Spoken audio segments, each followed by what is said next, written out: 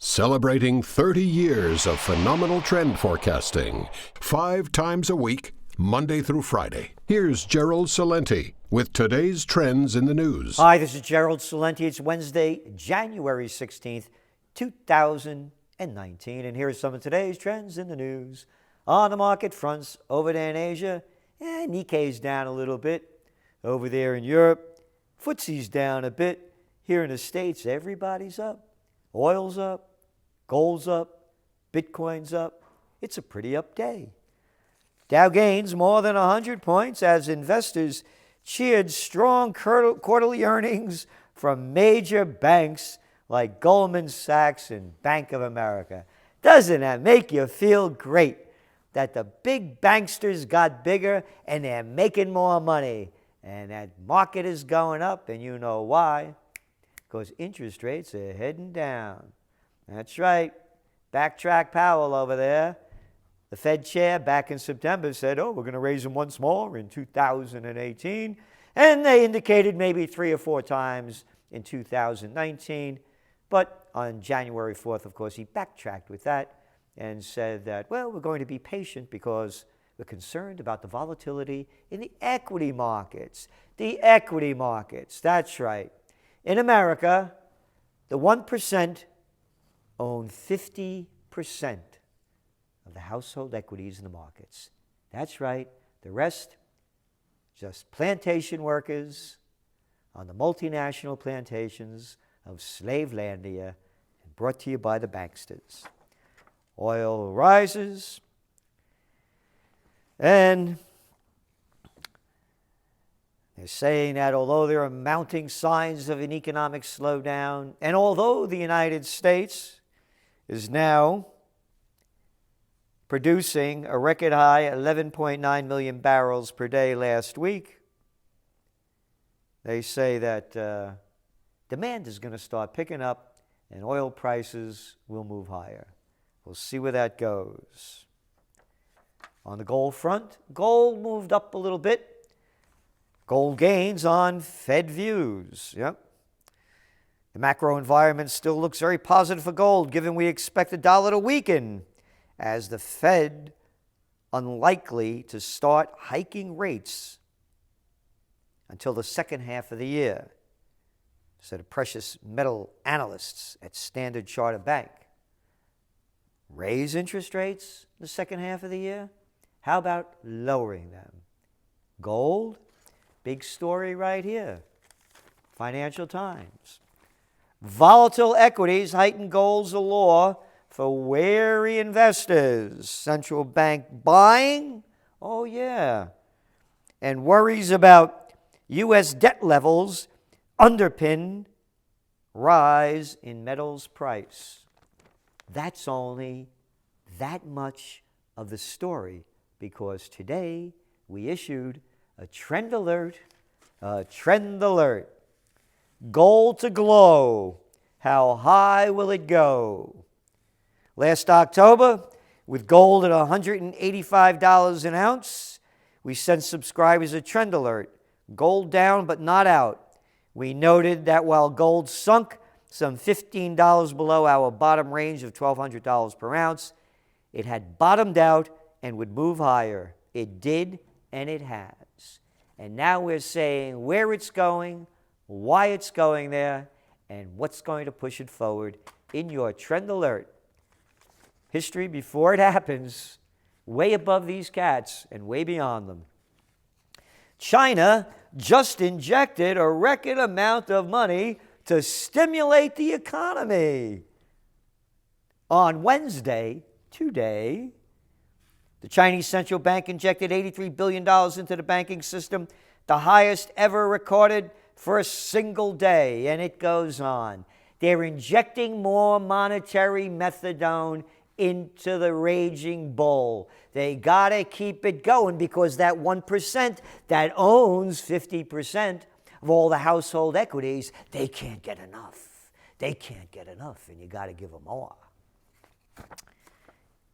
So, that's today, and you as Trends Journal subscribers know what I read to you 3 weeks ago and said that that would happen when the Chinese bank came out and said, China won't resort to monetary stimulus next year, says central bank advisor. 3 weeks ago, December 24th. And I said, do you know what this is? Bullshit detected. Take precautions. That's what it was, and that's what it is. BS. Because World Bank warns of storm clouds over global economy. In its Global Economic Prospect Report, entitled Darkening Skies, the World Bank stated that, quote, storm clouds are brewing for the global economy. And it goes on. And that's what we were saying. Yes, we had forecast an economic 9/11, and it was based on rising interest rates, because that's all that drove the equity markets and economies was negative zero interest rate policies, $26 trillion worth of central bank quantitative easing, and a $250 trillion debt bubble. And now they're having trouble injecting more into it, but they're going to do it. So that bull, not ready to OD yet, but getting close. We'll let you know when it happens, but as long as they keep putting in more of that heroin into them, monetary heroin, it's going to keep running. And you can see the effect. You know how I've been reporting how housing prices have been falling, how new home sales and existing home sales have been declining, and new mortgage applications and existing applications have been going down, not only in the United States, from Australia, around much of the world. Well, guess what? Now that Fed chair came out and said we're going to be more patient with rising interest rates, mortgage applications surged 13.5% as borrowers rush to take advantage of lower rates. That is the highest level since February and came after a 23% jump the previous week. Refinancing demand drove the gains, with those applications rising 19% for the week to the highest level since March. Okay? Lower rates is the only thing that's going to keep these markets moving.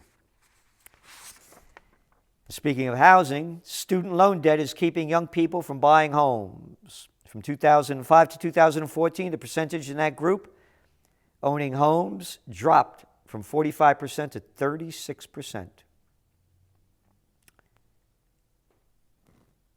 And that's no surprise, because of the massive education debt that they have, on average of $30,000 a year, and lousy jobs that you get when you work in Slavelandia. Because hedge fund billionaire Ray Dalio, capitalism basically is not working for the majority of people. That is just the reality, he said. Today, the top 0.1% of the population's net worth is equal to the bottom 90% combined. In other words, a big, giant wealth gap.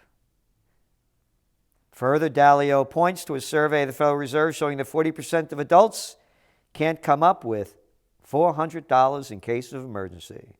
And 78% of the people that he didn't mention are living paycheck to paycheck. Capitalism is working. We don't have capitalism. I just read to you what the banksters are getting. How about too big to fail, Dalio? You're a real smart guy, man. You're a multi-billionaire. There's no such thing as too big to fail in capitalism. There's no such thing as giving tax breaks and grants and pilot programs to all these big rich companies like Amazon that they just gave $3 billion, costing we the people $48,000 per job in New York to create. That's not capitalism, Dalio. That's fascism, the merger of state and corporate powers. That's all it is, fascism. Democrats and Republicans, fascist parties, you're living in a dictatorship. Oh, I got to be careful about saying dictatorship because I just saw that big Gillette ad that came out. Oh, yeah, and about toxic masculinity.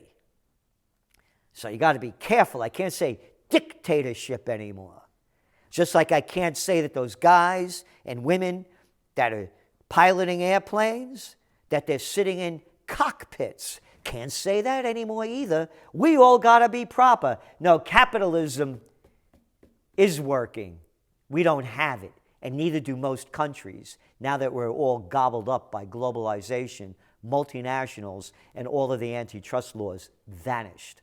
Oh, and the banksters forgot about the Glass-Steagall law, that act that Bill Clinton killed. And moving on. Falling wages, rising housing costs fuel homeless among aging Americans. Hey, read your Trends Journal. What's in it? Bye-bye boomers. We mentioned that and other sad facts that are hitting my generation, the baby boom generation. America at War, infographic reveals how the U.S. military is operating in 40% of the world's nations. No surprise. We got wars to fight and people to kill. That's right. That's why Occupy Peace is the action plan to close those bases overseas, 800 bases, bring the troops home, and rebuild our rotted infrastructure, force Congress to vote to go to war, and have we the people vote to tell them what to do. Because today, of course, the news is that 4 Americans killed in attack that ISIS claims responsibility. They got that ISIS back in there, right? Yep. 2 U.S. service members, a defense contractor, and a Department of Defense civilian were killed in Syria on Wednesday, according to the U.S. military. A mercenary, a contractor, the military-industrial complex. We are there illegally. The ISIS story is nothing more than a load. Oh, come on now. That ain't even bullshit. That's horse shit. Total horse shit. The United States is there. You could Google it up. Obama, Hillary Clinton, John Kerry. Assad has to go. That's why we're in there, to get rid of Assad, regime change. But anyway, that's going to slow down Trump's withdrawal of the troops out of Syria? We'll see. Was this a coincidence? And the other war that's heating up over there, I've been warning about, one of your top trends in 2018, talked about again as we continue to write about it, about Iran. Iran oil exports dive as U.S. economic measures take hold. Iran's oil exports bear the scars of U.S. sanctions, with December's output falling almost 60% down from last spring. And what do we have? Our Secretary of State, Pompeo. We will not cease our campaign to stop Iran's malevolent influence and actions against this region and the world. He vowed that the U.S. economic sanctions on Iran, quote, will keep getting tougher until Iran starts behaving like a normal country. Yeah, like a normal country that invaded Iraq, Afghanistan, Libya, Syria, that kind of normal country. The normal country that has bases in 40% of the world, that normal country. Oh no, the normal country he was speaking this from, Saudi Arabia. Now that's really normal for an abnormal guy. Again, Occupy Peace, because remember, White House sought options to strike Iran state. President Trump's National Security Council asked the Pentagon to provide the White House with military options to strike Iran last year, just as we had forecast in our top trends for 2018. market shock mass murder. We talked about the United States, Saudi Arabia, and Israel aligning to go after Iran, and it's heating up. And speaking about bringing freedom and democracy around the world, try this one. Congo election tainted by fraud, as leaked data shows. Fayulu, 1 vote. Well, I say we should attack and bring democracy to Congo. Yeah, because after all, look how rich they are in oil deposits, in diamonds, and cobalt, and uranium, copper, and gold. They could use some democracy. Yeah. United States spreading democracy around the world, huh? Again, whether it's the Middle East or the triangle of death that's forming to take out Venezuela with the United States, Brazil, and Argentina, and hearing our State Department saying that Maduro has no right, the guy that was just reelected president, to be president, you can see where this is going. Because if we go to war against Iran, it's the beginning of World War III. And again, you won't have to worry about climate change or anything else because the whole world will change. Woof. Radiated to death. Nuclear war, weapons of mass destruction, massive drone strikes, biological warfare. It will be death on earth for billions, unless we occupy peace. This is Gerald Celente, and that's some of today's trends in the news.